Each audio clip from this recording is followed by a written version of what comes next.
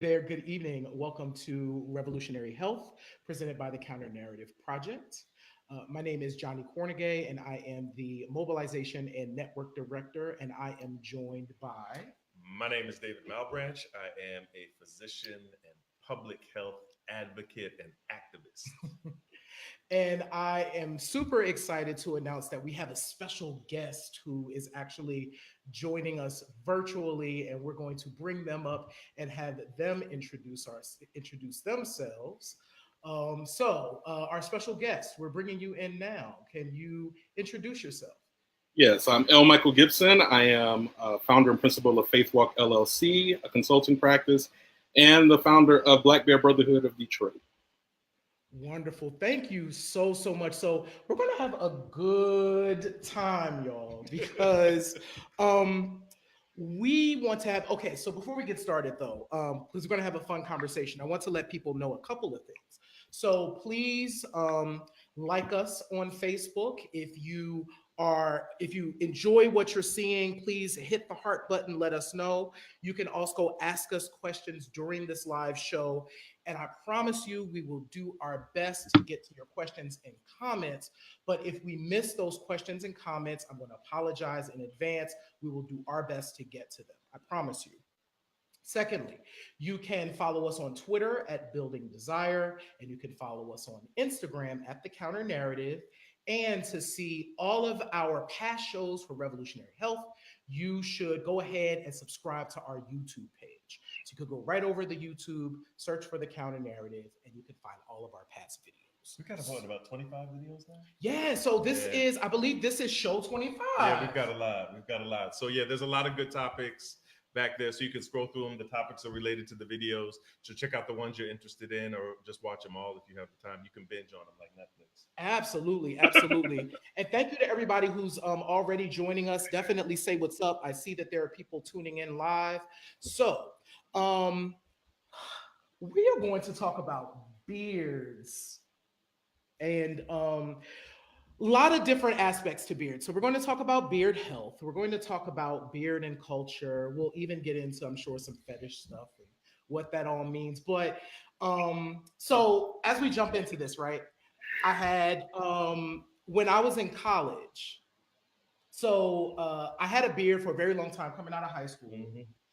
I was in college, and like I tend to do, decided that I was going to just cut my beard off one day because I was feeling like that was in my spirit. Hey there, Ed Scott. Thanks for joining us. Cut my beard off, went to school, and a woman who worked at the school like literally chastised me, telling me that I look like a 10-year-old. Why would I cut my beard off? Wow. It was like a whole thing. And it was the first time that I actually became aware of how Black women viewed beards at that time, and then I discovered it was just not Black women. So it was the first time that I became aware of the importance of facial hair Absolutely. in our community. And so I wanted to start there and open up, like, when did you first realize that facial hair was important to our folks? Was there a thing? What happened? Well, I had the same experience. I'm sure Michael, because he got a full-fledged beard. I just have this little soul patch, half goatee. But I do, I've noticed that, in the past when I shave my mustache or my goatee, people notice and they're like, you look different. And I notice that people they'll scrunch up their face at me like, I don't like that too much. And they're not afraid to vocalize about it. Like, and it won't be that you'll look 10 years old, but it's like, yeah, I don't like you like that. Grow back your facial hair. And so I've experienced that a lot. So I know that facial hair is important. And I think it's a lot about masculine culture. It's about what we view as attractive and what's handsome, what's distinguished. And I think it also changes along with age grouping. So when you're younger, it may be a certain way, but then when you get a little older, it kind of adds a little bit of distinguished. And then you can add into, and I don't know if Michael wants to chime in on this, but like the difference between having like a full, like just a black beard, because I know some brothers are like, dye their beards black, and then others let the salt and pepper kind of come in. And some people like the salt and pepper, but some people just want the black. Right. Yeah, I look like Father Time when I let my gray grow out. And Not Father Time. Yeah, no, and I'm still vain enough to enjoy getting compliments when I say I'm 43 and people are like, you're what? No, because when you fat, you got the baby face situation. So like I was like, No, but the second you have the gray, nobody's shocked about 43. They're like, oh, of course, yeah, I might have thought older. No, so yeah, so no, this gets nice and dark, nice and dyed at like probably about twice a week, because I'm not one of these people who like to have my roots showing, my blonde roots showing, and so I have to make sure that those are gone. And of course, I made sure I did a special freshener before we got to this show.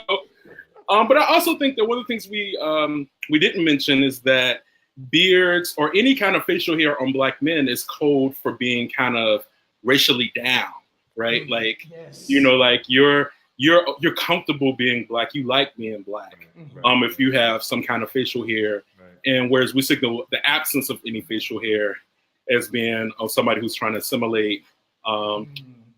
Because the beard is not something that's easily. I mean, I know people who do perm their beards, but that's more of a recent thing. Right. Historically, beards are the thing that give you away, right? Like, they are what they are. They are unapologetically Black. Mm-hmm. Right. You're Uncle Tom if you're clean shaven. Yeah. Which may be unfair. Some people just can't grow facial hair. Or maybe it's fair. We don't know. Right.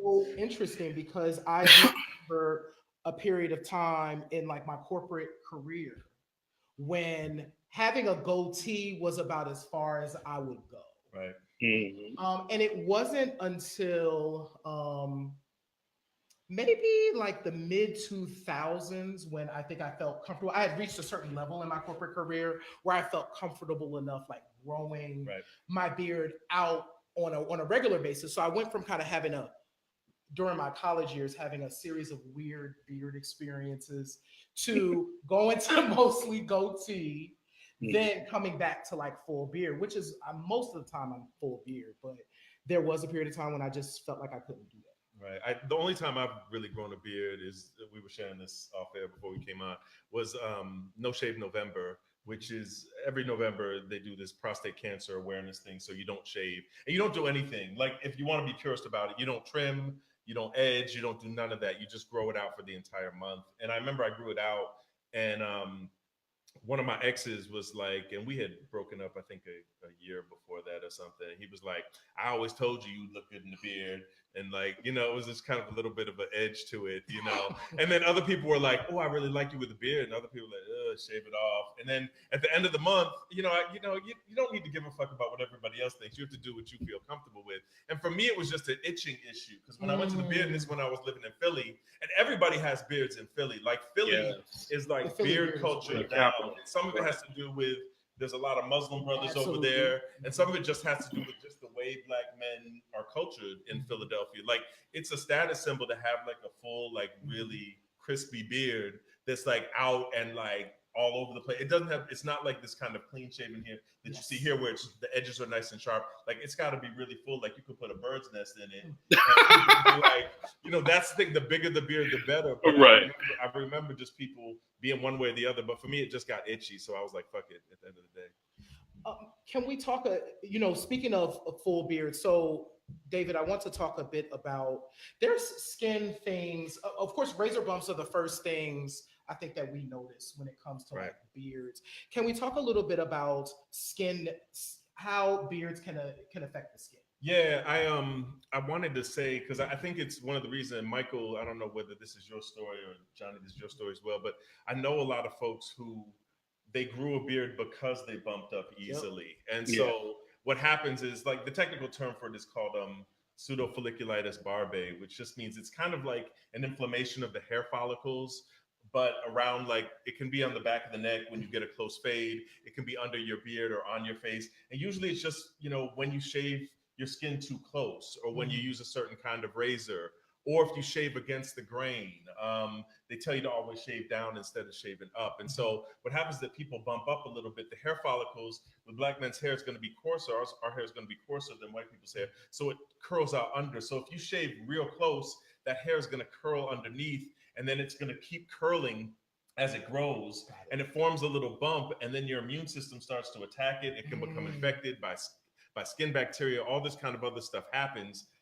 And then you really have a problem. So that's kind of where it started. But I know a lot of people like start off growing beards because they can't shave close. And that's one of the treatments that dermatologist or a skin doctor will tell you, will say, well, if you have this folliculitis condition, grow your beard out, because that way the hairs will come out of the skin eventually. Your body will work it out, and then they won't be curling out under the skin anymore. We've had some people chime in. Maurice, I'm going to call that out because Maurice said, yep, that's exactly why I started to grow out the bumps. That and for a boy. So yes, be honest, Maurice. Thank you so much, Maurice. It could be both reasons, Maurice. So you can grow it for the health reasons and grow it for a boy. Do what you do. Yes. Michael, was that in a similar experience as well? No, I mean, so, I think it's interesting. I think we, as a Black culture, have cycles in which beards are in vogue and not in vogue, unless you live in Philly where it's always in vogue, no matter the decade.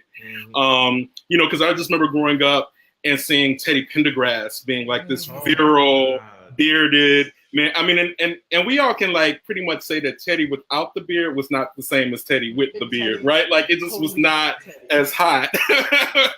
When back in the 70s when he was clean shaven.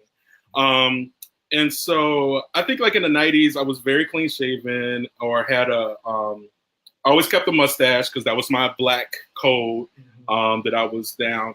Some of the jobs I'd had when I was younger, when you're not able to have kind of white collar jobs, have prohibitions against certain kind of facial hair. Like you couldn't only have like the most they would allow was a goatee, and then the goatee had to be very well groomed, very well trimmed.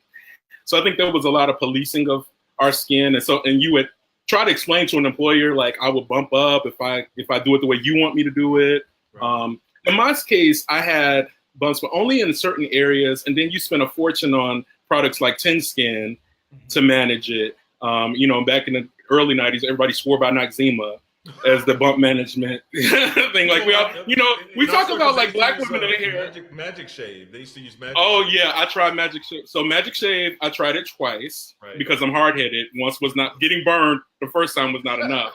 Because it looked so good the first time I did it in the first day. And then the next day, you realize you have chemically burned your skin to death. And so, yeah, whenever I would be like, oh my God, you have beautiful skin, what are you using? They'd be like, Magic Shave. I was like, oh, okay. I was scared to use it because I'm light skinned. So I was like, if it damages my skin, like I'm going to turn out looking as red as a baby's ass. Yeah, it's bad. And they'd be like, no, you got to use it like, it says 5 minutes, but use it for like 3 minutes. And I'm like, no. People would say like 7. And actually, a funny story. When I worked at Cobb County Correctional Facility back about a year and a half ago, there was a white guy who came in to the infirmary and his face was completely red. And he goes like this. I said, well, what happened? People were like, we don't know what's happened to his skin. And he had a skin infection on top of all this irritation. Like it was really, really bad. Like some of his skin was peeling. It looked crazy. Wow. And so I said, well, what happened? You do anything different? You use any creams or anything? He said, well, I got my roommate and, he gave me this Magic Shave stuff because I wanted to shave before my court appearance and I want to make sure I look good. And so he told me to leave it on for 15 minutes. Ooh. And so I looked at him and I said, so your roommate's Black? And he said, yeah. And I said, man, you just got made. Like, like he really got you. And I could tell. He don't like you. He ain't your friend. You wouldn't tell a white person to put that shit on for 15 minutes, much less a Black person to put it on for 15 minutes, because everybody knows you're not supposed to leave it on for more than like 5 to 7 minthis at the very most. You feel it. Yeah, and so he left it on because he thought it was working, and his face was like wrecked. We had to give him antibiotics, creams, all this other stuff, and he was really having trouble with it. Yeah, and I think that's important to note because I think, of course, I started and watching my dad very military. My dad was so military, he would actually shave with like a knife, like it was like for real, like a blade. He would like be doing a thing, and Magic Shave would be one of those things. So I started there, of course, and I quickly realized that wasn't for me. Not for everybody. It was not for me. So in terms of like we talked about razor bumps, like razor bump pain, like are there things that you know of that you could recommend for like if somebody's experiencing pain? Well, I mean, if it's anything that ends in itis, like folliculitis is just inflammation of the hair follicle. So simple things would be if you wanted to use like a topical cream, like hydrocortisone cream or some kind of steroid cream, like the 1% with aloe vera will reduce the inflammation. If you really have a lot of pain, ibuprofen, Motrin will reduce inflammation. But usually what they tell you is that if you really bump up, the dermatologist will tell you to, one, let the beard grow out, but they'll also tell you to really put like a warm washcloth on the area and to kind of relax. What it does is it opens up the pores a little bit and allows the hair follicles to kind of come out, the hair to come out, the follicles themselves. Sometimes if it gets really severe, on the back of the neck, like if you have razor bumps on the back of the neck or underneath the beard, they'll do actually steroid injections into the area to kind of calm them down. Sometimes we give creams that have antibiotics in them as well. They'll do laser hair removal if it becomes a problem when you're shaving. But usually the best way is prevention. So what they'll say is that if you have trouble with bumping up, stay in the shower for a long period of time, get it nice and steamed up, use a washcloth, those kind of things. Always shave down, use a single blade, not one of those like 6 blades with the gel and the running motor on it with the razor and that kind of stuff. And then they say, you know, just to kind of use a nice moisturizer with aloe vera or something that's hypoallergenic, so it doesn't really cause any allergies to your skin. But the main thing I think is kind of steaming the hair follicles and kind of getting them, you know, moist and kind of open.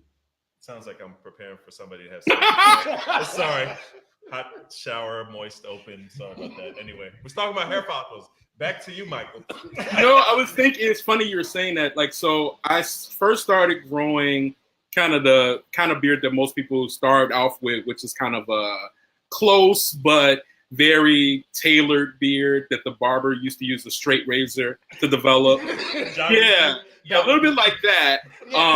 And in DC in the early 2000s, it was very popular to kind of like, that was when jeaning first became like a thing. But you know, and it was different when you went to the barber to get it done versus these kids at home. And then they come out looking like a clown with giant eyebrows and giant, you know, blocks of black, which has now kind of become like a running joke, right, in popular culture. But in the, you know, early 2000s DC, you would go and you spend a lot of money. This would be like going to get my hair did, like a sister, it'd be $55 to get the line up with the beard. And they would also, like you said, David, put the hot cloth on your face afterwards because they had used a straight razor, which, you know, is like death to black men's skin normally. And I wouldn't bump up. I would never bump up when they would do their thing. But the trick was you had to keep it up. Like, you couldn't let it grow out. You had to continually, like, you would go get a line up again in a few days, and it was expensive and there was a lot of maintenance.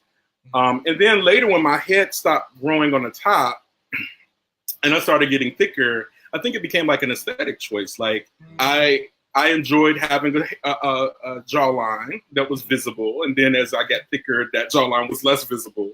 And a beard became a way to camouflage that change and to also frame my new face, right? Like, and so as I stopped having hair on the top, the new framing focus became the beard, because that, you know, that was a look people understood and associated with big guys, right? It was like having a beard.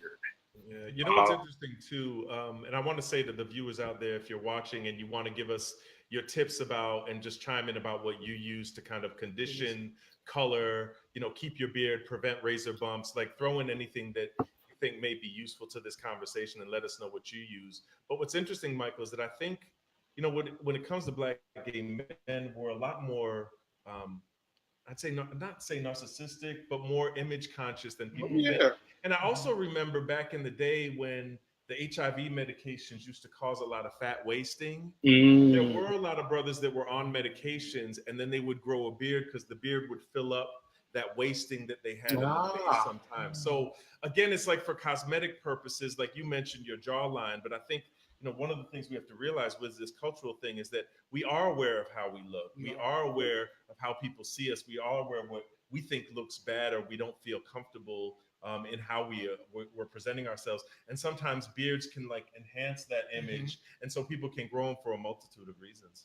Absolutely. It also signals masculinity to people, even though now that's kind of a joke too. You know, like now it's assumed that, like, I remember Tim's used to be one of the signals, Tim's, and a fitted and a white beater. And then that became like the joke that very femme guys would put on male drag or butch drag. And now the beard is considered part of that drag. So yeah, but again, I think it's a culture. Yeah, and I do want to really quickly acknowledge a couple of comments because I do want to, you know, Ed, we're going to come back to this because Ed did say, hey, when I lived in Philly, he actually met a Muslim barber who refused to cut people's beards. Like it was Wow. that serious. Yeah. Thank you. I've never experienced, I'd never heard of that before. And I also want to say hey to Lamont and to Ivan who have joined us. Hey, Lamont, hey, Ivan. Maurice had a comment here, said, Maurice said, I think I also grew a beard because it took forever for me to get facial hair.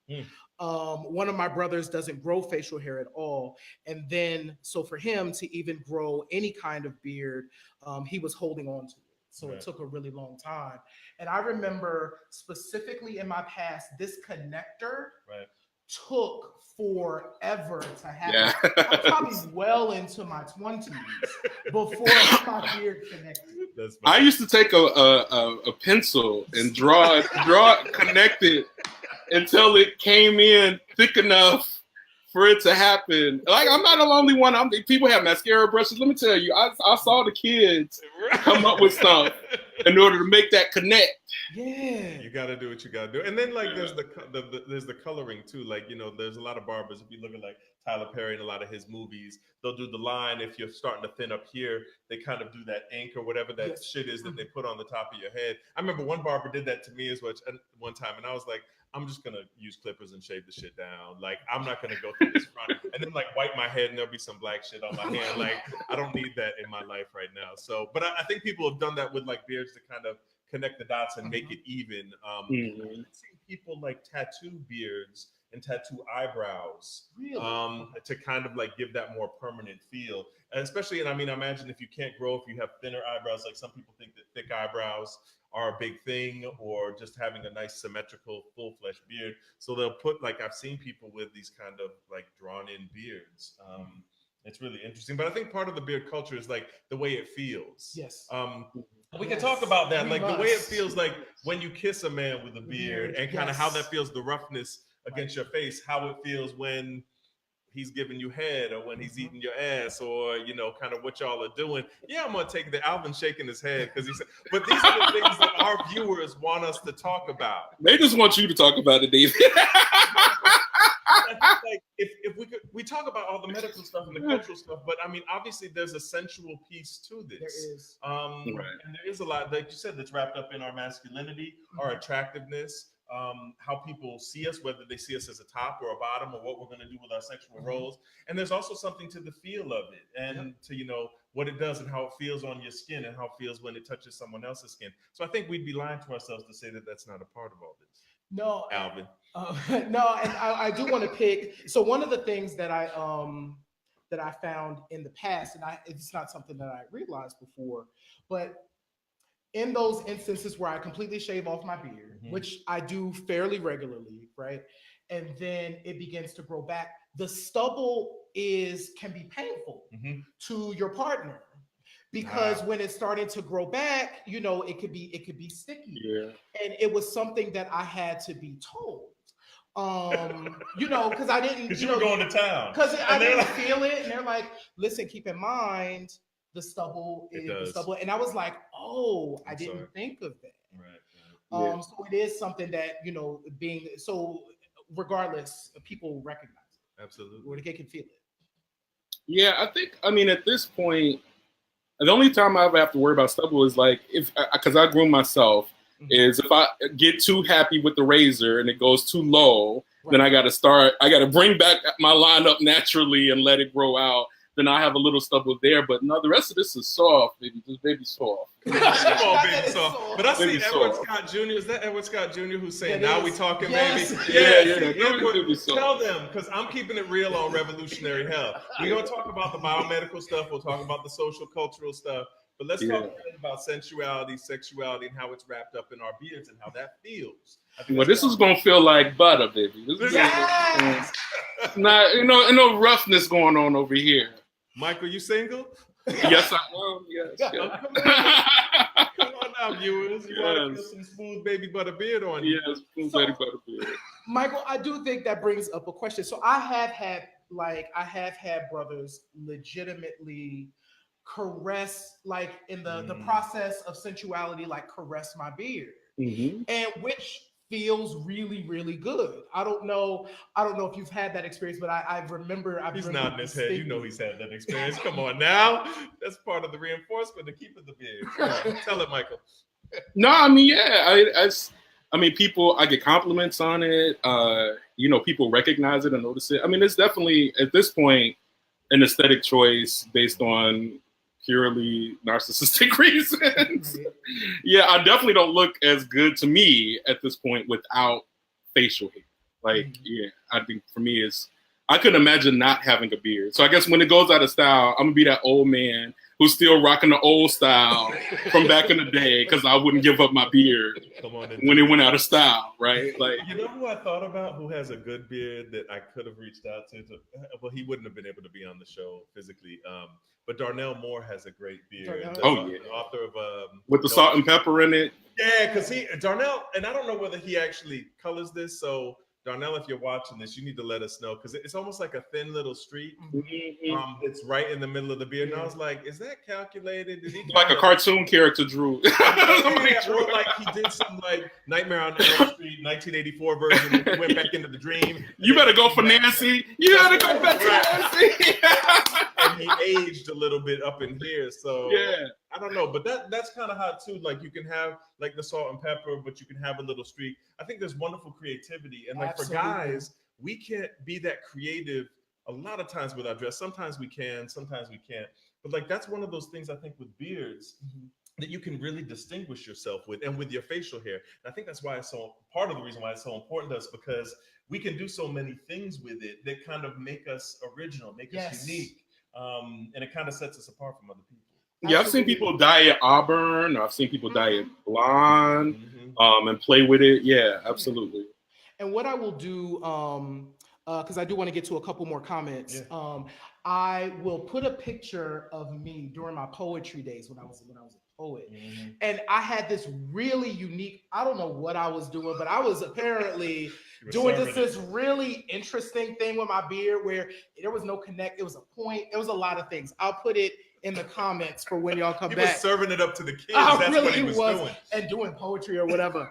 A couple more comments. Stephen said he uses jojoba oil in his beard at night and washes it thoroughly before bed. Every day? I don't know, Stephen. That's a question for you. If you're still watching, do you do your regimen every night? Because that would be a good question. So we had John Jordan say hello. We had Ashton say hey. We had Lamont say he's loving the beard tips. So thank you for that. No, what do you guys do? Like, because I don't know if we really talked. We talked about razor bumps and growing up, but we didn't really talk about daily maintenance and conditioning and cleaning, washing, shampoo. Like, so Michael, I know Johnnie has a baby beard. Yeah. Compared to yours, like, what do you do when it gets, and what would your advice be to viewers about how to take? I brought some things. I brought tools. Yes. I brought tools. So I use a badger brush, and I use a wide tooth comb for my beard. And in terms of like maintenance, you know, people spend a lot of money on these beard products. God bless you.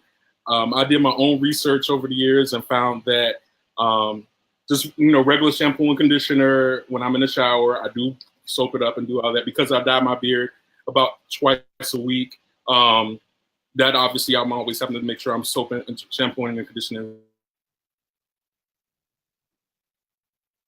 Uh-oh, we froze. Hey, we may have cocoa butter oil. Okay. And I mix those two together and I brush it into my beard and then I comb it into my beard. I don't spend all of that money on disgusting. I mean, one of the things I found over the years from trial and error is some of that stuff looks great at first, maybe like the first hour, and then it dries out. The cocoa butter oil doesn't dry out. It still gives you a kind of a glistening, fresh look for the whole day. I get compliments on all day. People are really shocked when I say I just been like a little $5, you know, baby oil gel. And we froze a little bit, Michael. You were mentioning about the cocoa butter oil, and I wanted to kind of have you describe that again. You said cocoa butter oil and something else you were mixing in. I think we froze up for a second. Yeah. And we may have froze up again. Yeah, so we may have lost. So I think we are still going. I think Michael may have froze up a little bit. Okay. So one of the things I wanted to go to as Michael comes back is and we'll just come straight to the main camera. But Stephen mentions that because we asked the question about what Stephen does. Right. Stephen does it 3 nights a week. Good. Um, Stephen got a crispy beard. Go ahead, yeah. Stephen. So thank you so much for that, Stephen. And Ed Scott mentions that they also oil daily and deep washes 2 to 3 times per week, and combs with a wooden comb only. Okay. Thank you for that feedback, Ed. That's really good. I still shampoo my beard, so it gets clean. Like it goes through when I do my facial regimen every day. Like it gets touched, but then about 2 or 3 times a week, like I'll take some like shampoo and some conditioner to it, and do that to my beard. So it keeps it moist. Yeah, I think that's a good idea, and I think there's probably different stages what you can do when you're growing hair, when you have it that's kind of low. There we go. Michael's back with us. Okay. Yeah, I don't know where it went off. Yeah, we froze a couple times, but you were saying something about cocoa butter oil and some other stuff that you mixed in when you first froze up. Can you describe? Yeah, so I use baby oil gel, regular old Johnson & Johnson baby oil gel, mixed with Dr. Palmer's coconut oil spritz. And I mix those together and brush it into my beard, and then I comb it into the beard, and it lasts all day. Yeah. Excellent. But the badger brush is critical, and a good wide tooth comb, because the teeth of the comb determine the shape of your beard. Okay. Yeah. Come on with sculpting your beard. Beard sculptor. Yeah. I want to grow mine out now. Shit. I think you should. I think we should put up the picture. Yeah, let's grow ours out, Alvin. Let's do that. Alvin, We're gonna catch up with you, Michael. Come on. We're gonna do it. That's right. Beard month, no shave September. So yeah, how about that, Michael? You ain't the only one with a fluffy, soft beard. Yes, come on with it. Come on with it. Now, I will say the one thing you have to watch after you eat, because unless you got good friends in your life, you'll be thinking you cute and fly. You'll be sitting around with a piece of chicken stuck in your Very, very true. It catches everything. It catches it all. Okay. Yo, thank you, Michael. Thank you, Dr. Malebranche, for this lively discussion on beards. Thank you for everyone who's been watching and chiming in. We appreciate you. We're doing a show next week. We're excited about next week's show. Yeah, so next week's show, we're going to actually be featuring Mark James, who is a black gay masseuse here in Atlanta, Georgia, and hails originally, I believe, from St. Thomas. Or St. Croix. I think it's St. Thomas, though. But I've been going to him for years. I haven't gone back for a massage. But Mark James is on YouTube. I think his station is called Island Spa. And he also sells a lot of natural oils, candles, waxes, all these kind of soaps, all these different things. And he's been in business for a long, long period of time. And he's a wonderful, wonderful brother, gives great massages. And we're going to actually have him demonstrate a massage live next week on Facebook Live. And so you're going to watch him and what he does with a subject to be named later. Yeah. I was thinking Charles. No, Charles is maybe. not doing Charles won't be able to do it.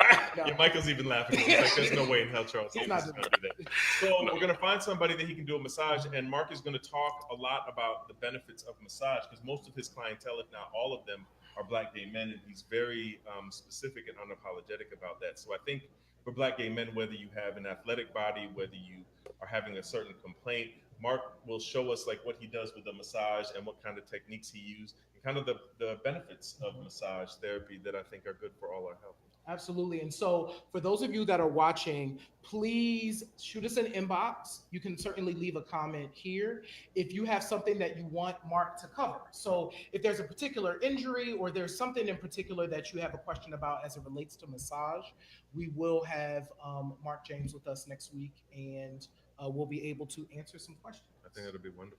Absolutely. So once again, want to thank everybody for joining us on Revolutionary Health this week. Once again, you can follow us on Twitter at Building Desire and on Instagram at The Counter Narrative. Please subscribe to our YouTube page. You can go there and see all of our previous Revolutionary Health videos, and visit us and join our mailing list, so thecounternarrative.org, so you can make sure that you stay in touch with everything that we do. So thank y'all so much for being with us. Thank you, Michael. And we'll Thank see you. See you guys later. Bye.